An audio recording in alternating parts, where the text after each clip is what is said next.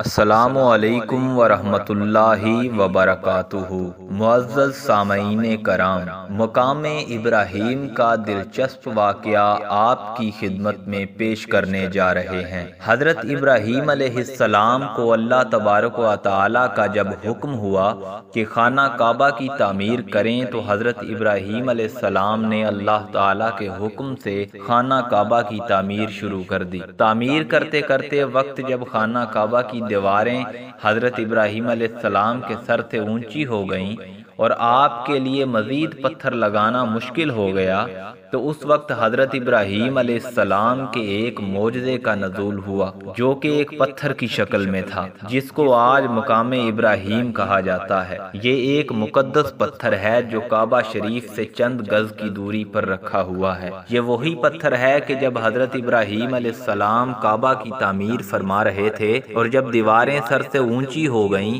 تو اس پتھر پر کھڑے ہو کر آپ علیہ السلام نے کعبہ شریف کی دیواروں کی تعمیر کو مکمل فرمایا۔ یہ آپ علیہ السلام کا ایک معجزہ تھا کہ یہ پتھر موم کی طرح نرم ہو گیا اور آپ علیہ السلام کے دونوں مقدس قدموں کا اس پتھر پر گہرا نشان پڑ گیا۔ اس طرح حضرت ابراہیم علیہ السلام آسانی کے ساتھ مزید پتھر لگاتے جاتے اور خانہ کعبہ کی تعمیر فرماتے جاتے۔ آپ علیہ السلام کے قدموں کے مبارک نشان کی بدولت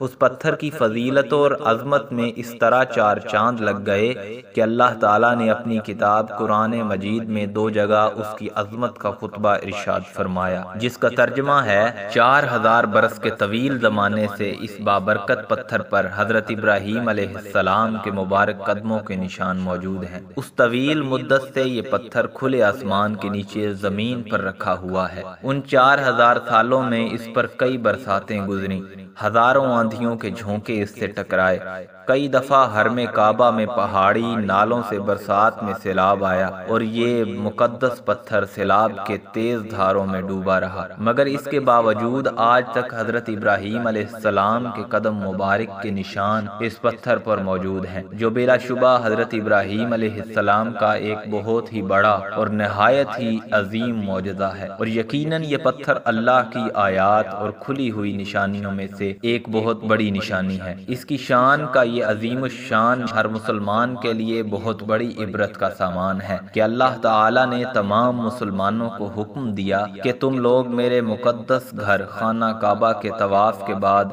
اس پتھر کے پاس 2 رکعت ادا کرو۔